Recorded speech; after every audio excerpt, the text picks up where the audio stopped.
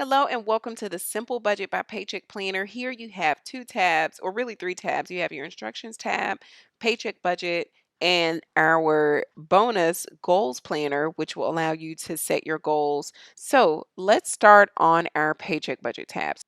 So this is a simple paycheck budget. It's really easy to use. And so the first thing you want to do is set your paycheck dates. So you want to enter what your start date is. Here I have the 5th of November and then whatever your ending date is. So I'm using this for a 2-week period. So let's just say the 19th of November. So this will automatically update our paycheck dates from the 5th to the 19th.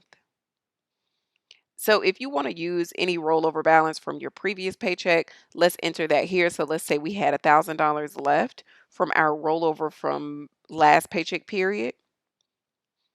And here under the money overview, you can see everything for every one of the categories, your expected versus your actual. So your expected essentially is just what you're budgeting. So based on your expected income and your rollover balance, you'll see how much you have left at the end of your budget to see, hey, do I want to allocate the rest of that money to savings, or what do I want to do with that? Or if you're even over budget, am I overextending myself? Am I trying to save more than I actually have room for, or spend more than I actually have room for?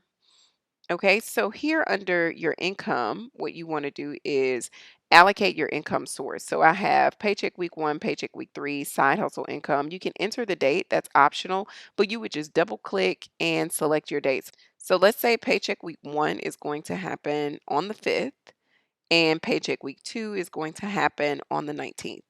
And then we just get some side hustle income in there on the 17th. So you can mark each of these as received once you receive them for your own reference, and then what your expected amount is. So let's say our expected amount for paycheck week 1 is 5,000, paycheck week 3, 5,000, and then side hustle income about 1,000.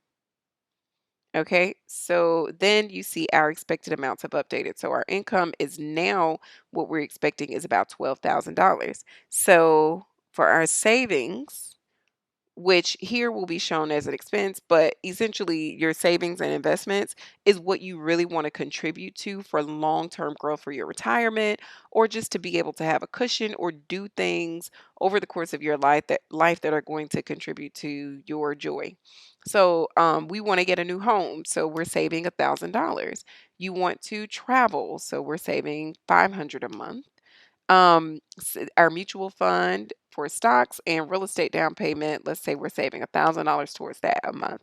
So that's about $3,000 that we're attempting to save and put towards our savings and investments every month. So our total now left is about $9,000.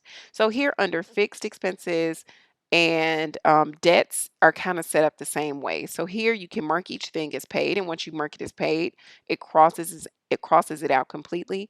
You can enter the day that you want it to come out. That's optional as well. And then your expected amount. So expected amount, let's say our mortgage is $2,600. Our car note is about 900, and then our power bill is 200. So your car note, let's say that comes out on the 6th, and your power bill comes out on the 13. And so you really only want to enter the fixed expenses that apply for this paycheck period. So here I have mortgage, but actually since mortgage doesn't apply for this paycheck period, I'm going to make this 0. So then under variable expenses, what I plan to spend for this paycheck period on groceries is about $400, gas 200, date night 150, and weekday eating out about $200. And then for our debts, let's say 200, 200, personal loan 100. And so you can also select a date here. Let's say this is the 5th, and then this is the 8th, and then this is the 12th. And then if you want to mark it as paid, you can. So now let's go through. We've done all of our buckets. Yes. So now let's go through how we're actually going to update our actuals. And our actuals will be updated in each of these buckets and charts automatically. So let's start with our income. So for income, paycheck week 1, we received $5,000. And we can say what date we received it on. We received it on the 5th. Our income 2, paycheck week 3, let's say we're hourly and we, missed a day or two. So we only received $4,000 on the 19th.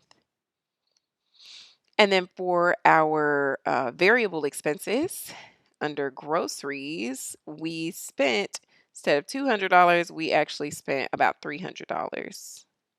So if we come back over here and look at our actuals, we see $5,000 and $4,000 that we actually received for our income. We haven't logged anything for savings and investments yet, so this is still zero. Either, but under variable expenses, we spent about $300, and so we see we have $100 left to spend. So say $300 was our first week, and say we want to come and log for the following week, since this is a 2-week period, we spent $200.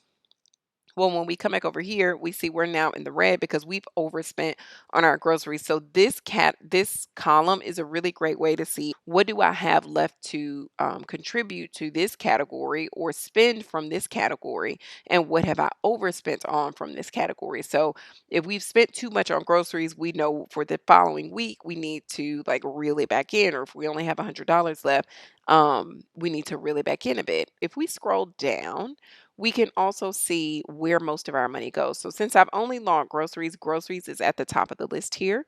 But let's log some more things for our variable expenses.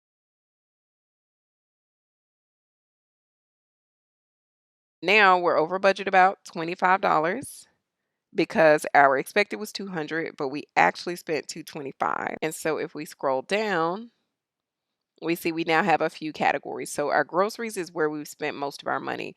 Weekday eating out is about 24%, and then gas is about 21.6%. So you can come here and just look at, okay, where am I overspending? Where's most of my money going? And this is sort of going to be sorted based on your actuals. Okay, and so let's move to our goals tab. So under our goals, I think it's really important to have financial goals, because if you have financial goals, you're able to work towards something and your money just doesn't disappear. Okay, one is let's save $10,000. Let's save $10,000 either this year, or you can even update this to this month.